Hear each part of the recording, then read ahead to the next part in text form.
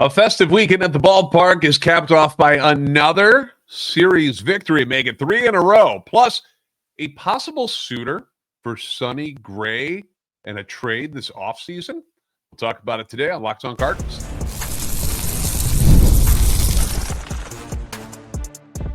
You are Locked On Cardinals, your daily St. Louis Cardinals podcast, part of the Locked On Podcast Network, your team every day.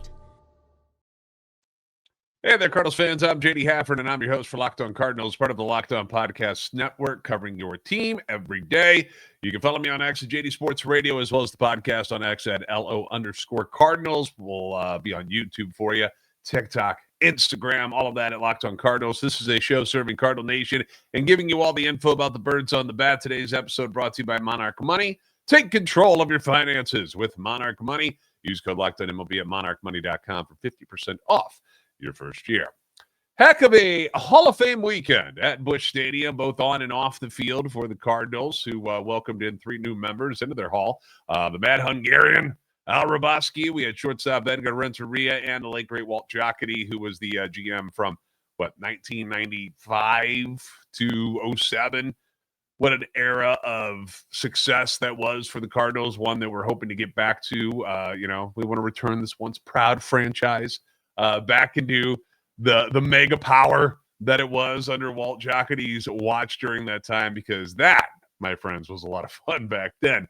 And with those inductions, it came the return of so many legendary players to St. Louis and to the ballpark who, were in the hall, plus members of the 1985 team that they were honoring over the weekend. And, selfishly, I was kind of hoping that the team would get a little bit of a boost from having all of those people around to put a good product on the field this weekend to align with all those big names coming back.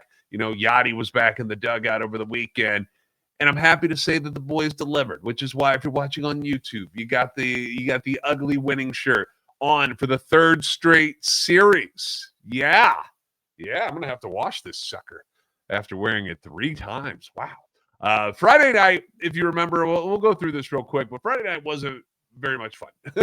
We know that. The Giants came in on an absolute heater. They trounced our Cardinals 8-2.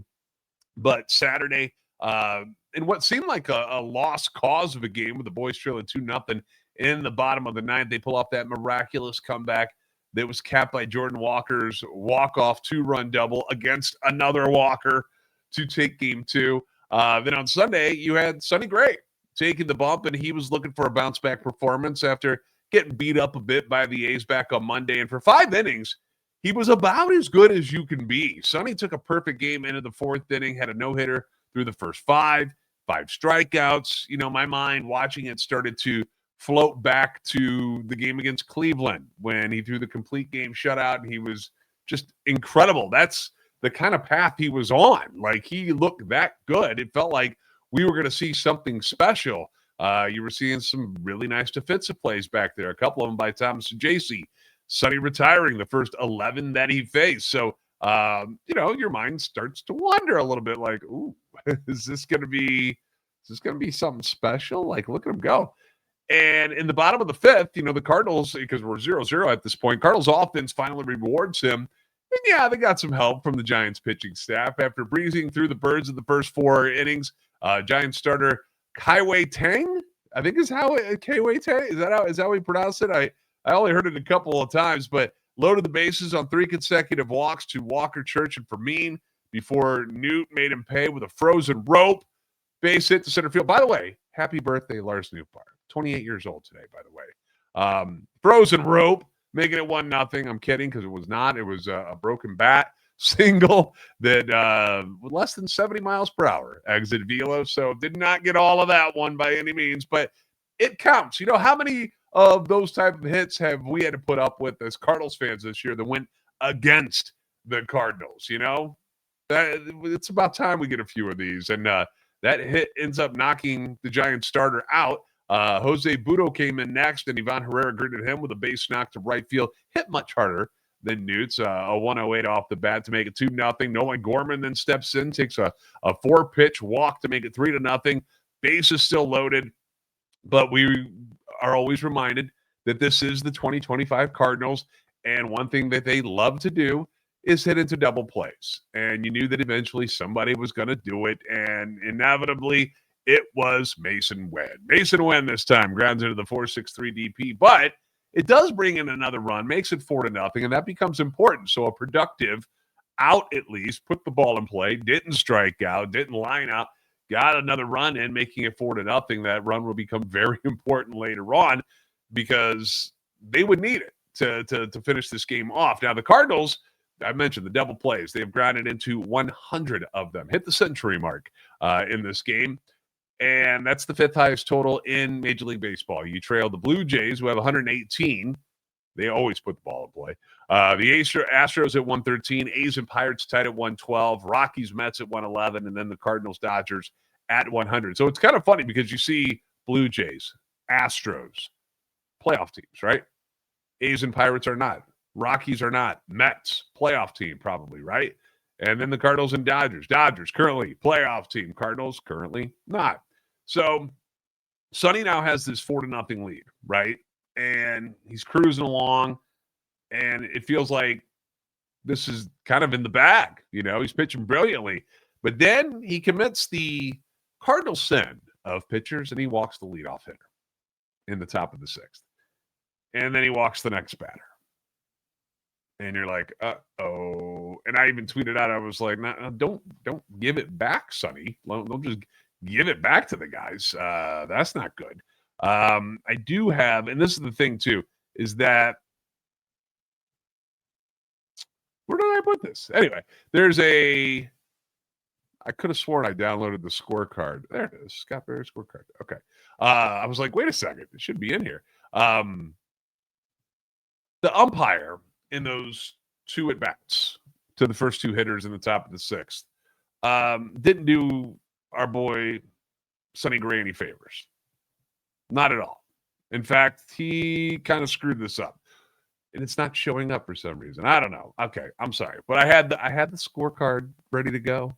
I don't know why it's not appearing on my screen right now. It should be.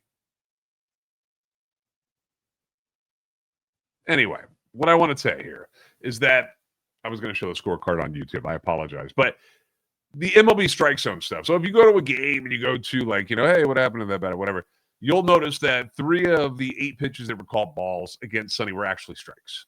Okay? They nipped the zone. All right? No, they weren't full-blown into the zone, but you don't have to do that. You just hit the zone. You just got to touch it.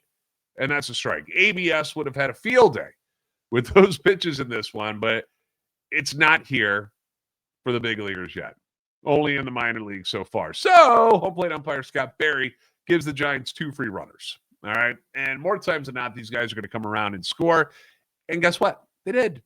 Now, Barry's scorecard wasn't great, which is odd because he's actually one of the more accurate umpires in the league, 94.5% accuracy stat on umpscorecards.com. But in this one, 79% strike accuracy.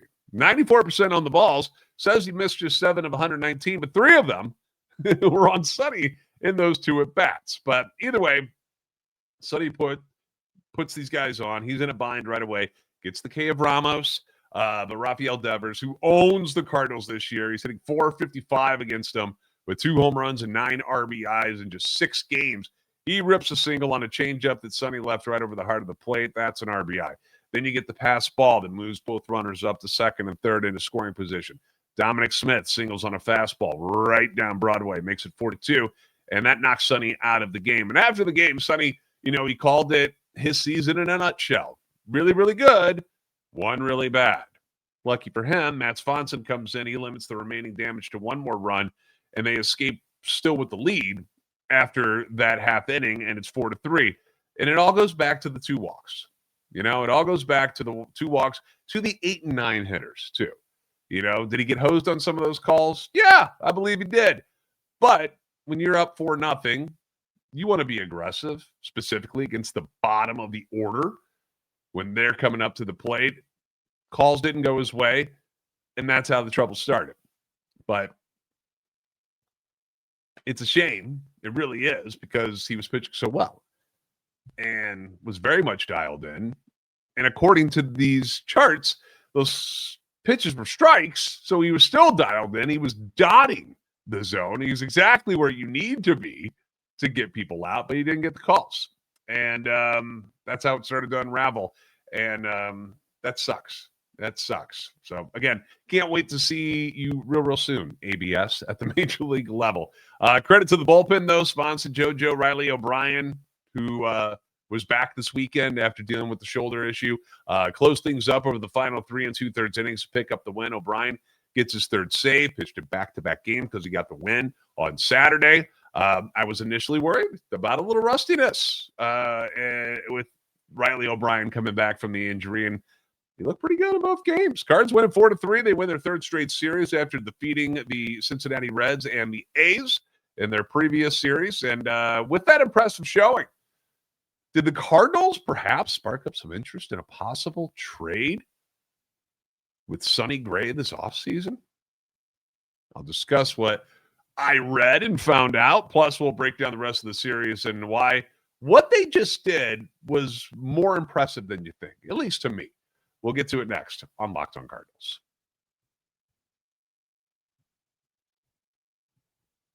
Most people can't name all their financial accounts or even what they're worth, whether it's 401ks, whether it's properties or investments. And when you don't have the full picture, you can end up leaving money on the table. That's why there's Monarch Money. It's an all-in-one personal finance tool that brings your entire financial life together in one clean, easy-to-use interface. And it's on your laptop. It can be on your phone, wherever the best place for you is. Monarch is built for people with busy lives. If you put off organizing your finances, then Monarch is for you.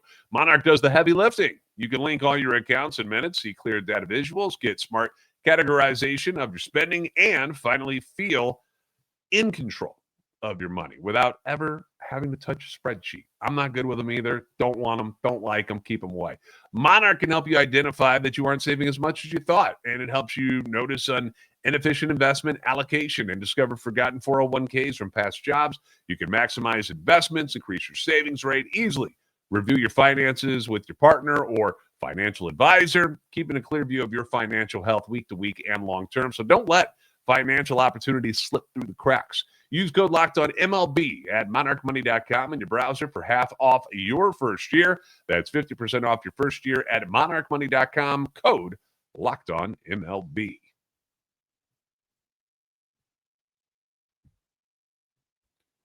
Thanks for making Locked On Cardinals first listen every day. Leave your comments on YouTube as well as on X anytime you want. Your feedback is always welcome and encouraged. After the game yesterday, in which Sonny Gray won his 13th game of the year, matching his win total from last year and just one off his career high win total of 14, which he did twice with the Oakland days back in the day. Susan Slusser, who writes for the San Francisco Chronicle, wrote some interesting words about Sonny Gray when describing their loss against the Cardinals yesterday.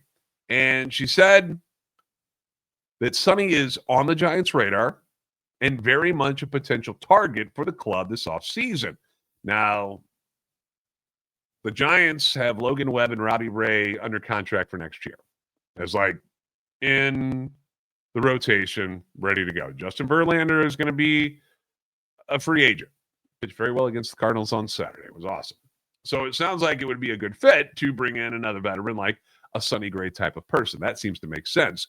But there's a couple of hurdles for something like that to even come close to happening.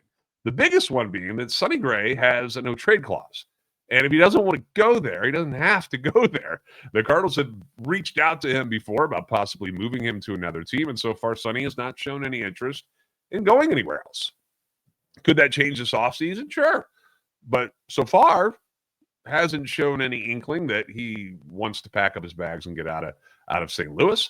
Second issue, when Sonny signed with the Cardinals, remember one of the big selling points for choosing St. Louis was its proximity to where his family lives, which is in Nashville. Now, I know Sonny played in Oakland when he first came up, so he spent time in the Bay Area before, but if being closer to home is still in his best interest, then San Francisco is one of the last places that he would want to go to. He would prefer probably another Midwest team, probably something closer to the East Coast. when you're talking about Nashville, Tennessee. Third thing is the money on the contract that Sonny still has is not cheap. Sonny is set to make $35 million next year as part of that backloaded 3-year deal that Mo signed him to in 2024. It also has a $30 million club option for 2027 that includes a $5 million buyout if it's not picked up. And those $5 million are deferred over 5 years from 27 to 31. But that's basically saying that, $40 million for Sonny Gray next year is what you're signing up for if you're a team that wants to trade for him, and possibly $65 million for 2 years if someone traded for him and then wanted to, do the club option and keep him around. That's a lot of things that have to take place to just get a deal done. A lot of things. A lot of things have to get worked out. And then you have to figure out, what are the Cardinals looking for in return? Are they going to eat some of the money on that? Like, is that something they're even interested in doing, or they just rather keep Sonny all together and just pay him for his last year and then have it all be done? Again, unless Sonny has had a change of heart and wants out, this is all just gossip anyway. Like, none of it really matters. It's something that I'm sure will be visited in the offseason, and Chaim Bloom will have to make a decision and see if he can talk Sonny into taking a deal somewhere else. Mo was not very good at doing it when it came to Gray or Contreras or Arenado. Things did not go the way that perhaps they wanted them to. The guys didn't want to leave. They were like, no, we're happy. We want to be here. We want to be a part of this. I know we're not supposed to say rebuild, but it is a rebuild. But anyway, things can change, but it seems like a long shot to me. Just talking it out, saying it out loud, just feels like a long shot to me that would be something that Sonny would be interested in. But we'll see. As far as the rest of the weekend went, got some news and notes here, things I just kind of picked up on. Michael McGreevy, tough outing on Friday, right? And that's going to happen with Michael McGreevy. The Giants have been swinging it quite well. McGreevy's a pitch-to-contact guy. It's not surprising they roughed him up a little bit. It's one of the reasons why, as solid as McGreevy has been, and I'm not saying I'm down on the dude, but as solid as he's been, I'm not sure what his ceiling really is. Like, I don't know how good he can be because he's another pitcher that's in that mold of pitch-to-contact, and the Fetties and the Michelises and the Palantes, Is that what you want? Is another one of those guys? They rely on contact instead of strikeouts and missing bats. Again, I'm not trying to take anything away from him because they're winning ball games when McGreevy is pitching. And it's usually the first couple innings are the problem with McGreevy, and then he's really good after that. So I don't know, iron some stuff out. Maybe he can be better than what he's showing now, which hasn't been that bad, but it was a tough night for him on Friday. Speaking of Palante, a much better performance for him on Saturday. Just 2 runs over 6 innings, 10 ground ball outs, and just two fly outs to go along with 3 Ks. He had 1 walk. We know how bad it's been for Andre, who still hasn't won a ball game since July 28th and has just 2 wins in his last 14 starts. So we know it's been ugly. We know it's been rough. It's not been fun.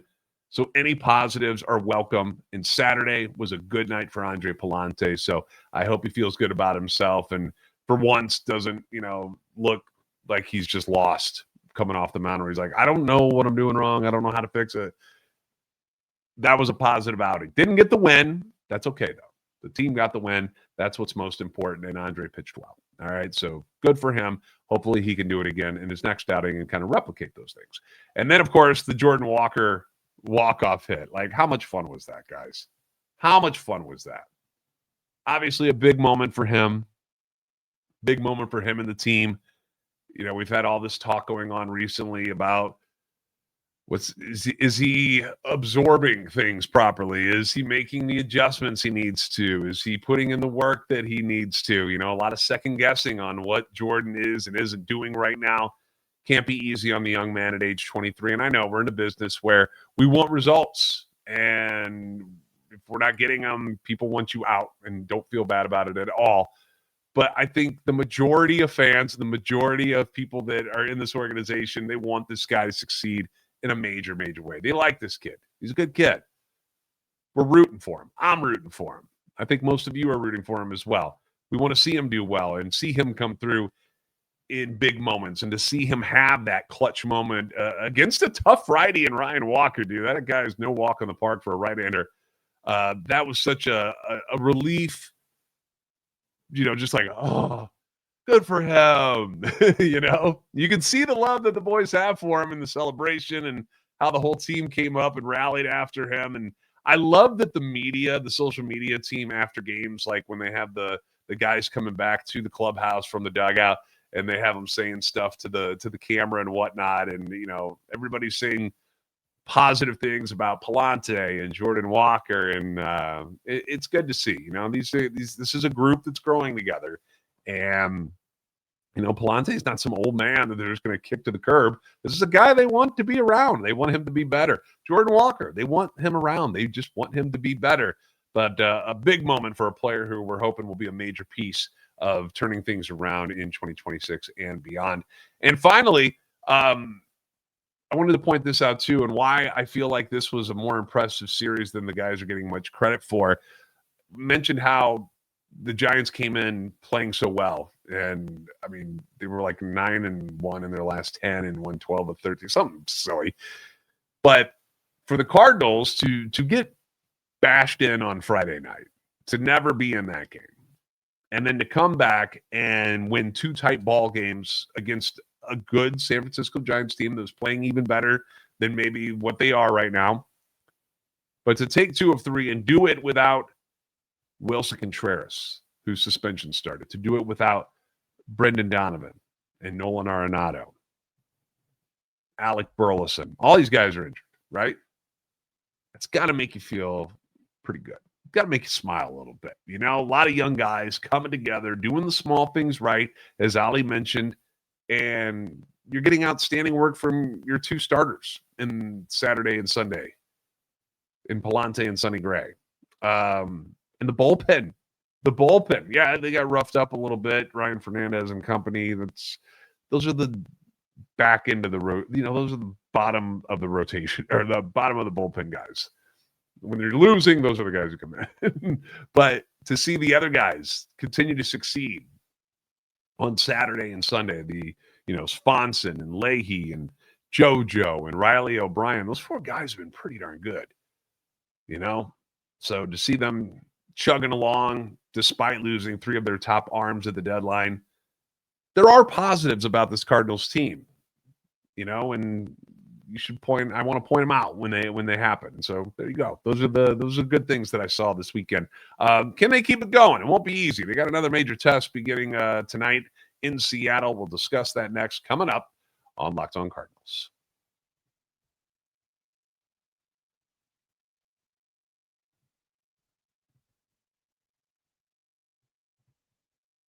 This episode brought to you by Zippix Toothpicks. Whether you're looking for nicotine satisfaction or just an energy boost, Zippix has you covered with their nicotine and caffeine-infused toothpicks. For the nicotine user, Zippix provides a discreet way to satisfy cravings and the hand-to-mouth habit without vaping or smoking, the oral fixation thing where people like to have something in their mouth to chew on, whatever.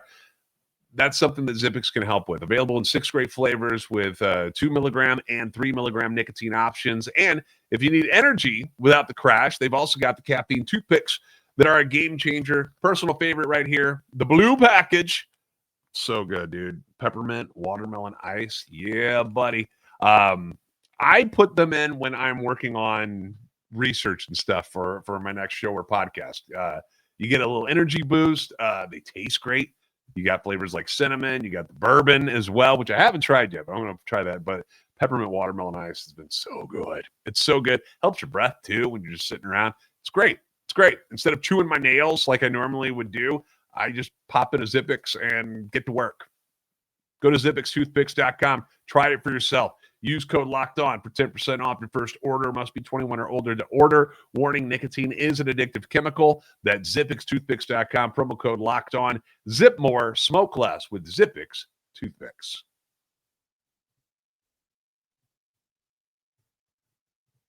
I can smell them over here. Thank you for making Locked On Cardinals your first listen every day. For your second listen, check out Locked On MLB Game Night. It's every game, every night until the World Series champion is crowned. Get local analysis, but on a national scale. Find MLB Game Night on Locked On MLB on YouTube or wherever you listen to your podcast. So the Seattle Mariners are primed for a long playoff run. They had a very good team before the deadline. Then they added Eugenio Suarez and Josh Naylor from the Diamondbacks. They add even more pop to that lineup that already features catcher Cal Raleigh, who is a Platinum Glove winning catcher and has set the home run record for a catcher in the season this year and is still going. He's neck and neck for the AL MVP, along with the Yankees' Aaron Judge.